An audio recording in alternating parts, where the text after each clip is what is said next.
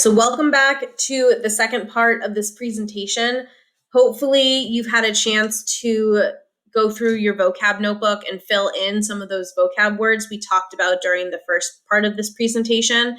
Like I said in that video, we're going to take this time right now to apply these vocab words to try to predict and calculate the probability of inheriting certain characteristics and traits. So the most basic type of inheritance pattern, or before we get into inheritance patterns, we're going to be using a tool called a Punnett square to help us calculate the probability of inheriting a certain trait. So for example, with Gregor Mendel, if we use T's again, so big T, the dominant allele is going to represent a tall pea plant. A lowercase t or a little t is an allele to represent a short pea plant is the recessive allele. We are going to take two parent pea plants, and they are both going to be heterozygous. So parent one is big T, little t as a genotype. As a phenotype, they are going to be tall. And then parent two has the same genotype, big T, little t, and their phenotype is also going to be tall. Remember, the dominant allele will always win, will always show through in the phenotype. So big T and big T means tall pea plants for these two parents. So if we want to calculate the probability of these parents producing pea plants that are also tall like themselves, we use a Punnett square to help us calculate that. Excuse me. So what we do is we take the genotype of one parent. So we can take, I'm going to use this as mom. I'm being very stereotypical here. Mom is going to be red, and we're going to take mom's alleles and write them down the side of the Punnett square. So this is representing the two different egg cells that mom could make. So these are representing gametes. So big T right here, this dominant allele is one gamete. Lowercase t, or this recessive allele, is a second gamete that mom can make. We're going to do the same thing with dad's alleles across the top of the Punnett square. So again, dad makes sperm cells, but in this case, one of his gametes would be the dominant allele big T, and one of his other gametes would be the recessive allele little t right here. So we've taken our traits, our genes, and we've separated them into gametes, okay? Now what we do is when we fill in these four boxes, this will tell us what possible offspring these two parents can make. So the first box right here, I get two capital T's, two dominant alleles. What I did is I took this T right here and I dragged it over right here. And this T I dragged down over here. So that's how we're getting two dominant alleles or two capital T's in this box right here. In this second box over here, I'm taking this big T and I'm dragging it all the way over right here. And I'm taking this little t and I'm dragging it down right here. So that's how I'm getting this big T, little t combination, or this heterozygous genotype for this specific offspring potential right here. We're going to do the same thing in this box. So I'm going to take this big T and drag it all the way down here. I'm going to take this little t and drag it over here so that we get a same genotype as right here. Big T, little t, we have another heterozygous offspring possibility. In this box over here, same concept. I'm going to take the T and I'm going to drag it all the way over. I'm going to take the T here, drag it all the way down. So in this box, we get two little t's or homozygous recessive alleles. And now that I'm being blocked, now let's look at the phenotypes, right? So we have four possible genotypes. We have big T, so dominant, or I'm sorry, homozygous dominant. We have two big T, little t's right here, so that would be heterozygous. And we have one little t, which is homozygous recessive. Those would be for the genotypes. However, for phenotype, we're either looking at tall or short. So remember, big T, little t, heterozygotes, they are also tall plants, which means that when we are looking at the phenotypic ratio, so that means we're predicting how many offspring are going to be tall and how many offspring are going to be short. 3 out of 4 offspring are going to be tall, and that's going to be this box right here, this box right here, and this box right here, because they all have capital T's. So 3 out of 4, or 75% of the offspring, are predicted to be tall. And then 25% of the offspring, 1 out of 4, so one box right here has 2 little t's. So 1 out of 4, or 25% of the offspring, are predicted to be short. Now, these are predictions. So it's the same thing as flipping a coin. So when we flip a coin, we can predict half the time it's going to land on heads, half the time it's going to land on tails. However, until we actually flip that coin, we don't know if it's going to land on heads or tails. Same idea here. So if these pea plants have 4 offspring, we predict that 3 of them are going to be tall and 1 of them are going to be short. However, just like in real life when flipping a coin, it's not going to necessarily be 50-50 when you flip a coin. It's not necessarily in real life going to end up as 3 tall, 1 short. It could be 2 and 2. It could be all 4 are tall. So again, this is a prediction. This is a way to calculate and predict the probability of something happening. So we're going to get more practice with Punnett squares. We're going to get a lot more practice with Punnett squares. But that was the basics of how to use one and fill it in to calculate and predict the probability of a certain trait being inherited based off of what we know about the parents. So we are going to be practicing this with traits that might not seem like a big deal. However, in the real world, and you will get a chance to do this a little bit later this unit, we can use this information to better calculate things like genetic disorders to figure out if parents have a high probability of having a kid with a genetic disorder, or we know to screen them better for potential genetic disorders. All right, so we're going to stick to tall and short pea plants again, but we're just going to be changing the parents this time. So parent number 1, mom, is going to be homozygous dominant. She has 2 big T's, 2 dominant alleles, and she is tall because she has a dominant T. Dad is a heterozygous tall plant. So dad has 1 allele of each. He has 1 dominant allele and 1 recessive allele, but his phenotype is still tall because he has a big T in his genotype. I told you, be ready for this vocab. So again, we're going to set up our Punnett square the same way.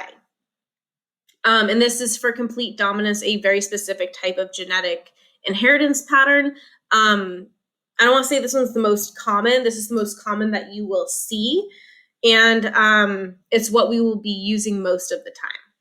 So again, when we set up this Punnett square, we're trying to calculate the probability of these parents having tall offspring or short offspring. So we take mom's genotype, big T, and we write it down the side of the Punnett square. So again, we've separated her possible gametes out. So one gamete will have a big T, one gamete will have another big T. We don't know which gamete is actually going to be used when we create the offspring. Dad, again, will take his genotype and we'll write it across the top of the Punnett square. So again, we're separating his genotype into gametes. One gamete is going to have a dominant allele. One gamete is going to have a recessive allele. And again, we don't know which one is going to be used in the actual offspring. So when we fill out this Punnett square, I'm going to take this T and bring it over. I'm going to take this T and bring it down. So when they meet up together, we have 2 big T's. I'm going to take this big T over here and drag it into this box. I'm going to take this little T up here, drag it into this box. So when they meet up, we get a big T from mom and a little t from dad. For this box over here, same idea. I take the T, I drag it over. I take the T, I drag it down. So when they meet up, we get 2 big T's. And then in the final box, I take the big T and I drag it over. I take the little t, I drag it down. And when they meet up, you can see in this box right here, we have the big and the little t. So looking at this, we have 2 possible homozygous dominant offspring.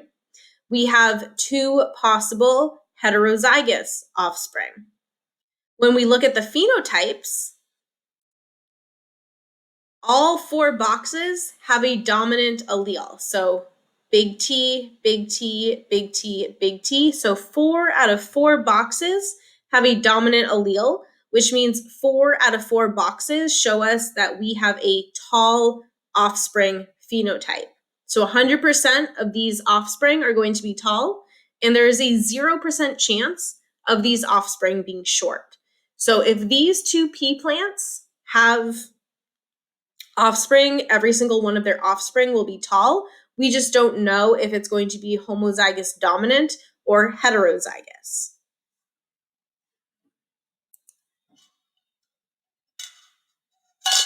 All right, so let's practice this with a human trait.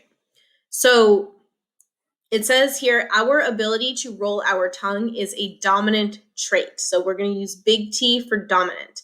And when I'm talking about tongue rolling, I'm talking about this right here. It says, show the cross and determine the phenotypic ratios of a mom who is heterozygous and a dad who is homozygous recessive. So here, we have to also determine mom and dad's genotype based off of the information that they give us. And it says show a cross. So that's just show a Punnett square.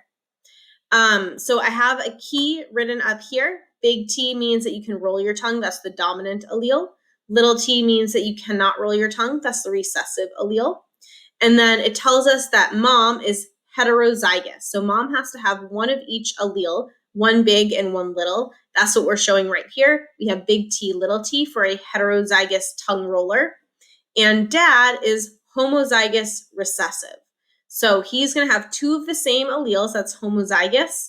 Recessive means 2 of the lowercase letters. So little t, that's representing dad. Dad's phenotype is he cannot roll his tongue. He can't roll it. That's what it looks like. So now we want to calculate the probability of offspring that can roll their tongue and offspring that cannot roll their tongue. So we're going to do the same thing we've been doing. We're going to take mom's genotype and write it down the side. So we have big T, little t. So this is one possible gamete. This is a second possible gamete. Where can I put my face? Right here. And then we're going to take dad's genotype and we're going to write it across the top. There we go. So again, this is one possible gamete. This is a second possible gamete. Now, when we fill the boxes in, we bring the big T over, we bring the little t down. So we get big T, little t as one possible offspring. We bring the big T over, little t down for a second possible offspring of big T, little t. We bring the little t over, we bring the little t down for an offspring of little t, and we do the same thing in this box over here. So little t comes over, little t comes down, and we get little t in this box over here. So looking at this, we have 2 boxes that are heterozygous for tongue rolling. So we have one of each allele and one of each allele, one dominant, one recessive. And both of these boxes, so there's 2 boxes that will have tongue rollers. There are 2 boxes that are homozygous recessive, that they cannot roll their tongue. So if we look at the phenotypic ratios, 2 out of 4 boxes, or 50%, can roll their tongue. That's the 2 top boxes. And then 50%, 2 out of 4, cannot roll their tongue. Those are the 2 bottom boxes. So in this case, we've been able to predict what characteristics the offspring will have based off of the parents. So this is, again, talking about complete dominance. Let's try another one. So again, it says, our ability to roll our tongue is a dominant trait, big T. Show the cross and determine the phenotypic ratios of a mom who is homozygous dominant and a dad who cannot roll his tongue. So one of these things is telling us directly the genotype, homozygous dominant. Homozygous means same, so we either have 2 big T's or 2 little t's, and then it says dominant. So homozygous dominant talks about the big T's. we have two big T's. That's what we see right here for mom. Dad cannot roll his tongue. That's his phenotype, which means we have to determine what his genotype is based off of that information. Not being able to roll your tongue is the recessive phenotype, which means that he also has to have the recessive genotype. Excuse me. So dad has to have two little t's. So now that we have the parent genotypes, we can go to set up our Punnett squares. So again, we take mom, we write her genotype down the side of the Punnett square. We take dad, we write his genotype across the top of the Punnett square, and then we fill the Punnett square in. So big T comes over, little t comes down for big T, little t. Again, big T comes over, little t comes down for big T, little t. Same thing in this box here. We bring the big T over, we bring the little t down for big T, little t. And then we take the big T, we bring it over, we take the little t, we bring it down for big T, little t. So all four of these boxes are identical. They are all big T, little t. They are all heterozygous. And because all of them have a dominant allele, that means all of these offspring, so any offspring these parents have, they will have the ability to roll their tongue. It's 100% chance that the offspring will roll their tongue and a 0% chance that the offspring will not be able to roll their tongue. All right, so I'm going to pause the video here and let you do some practice on Punnett squares, just talking about complete dominance. In the next video, we will be talking about different inheritance patterns that these Punnett squares can follow.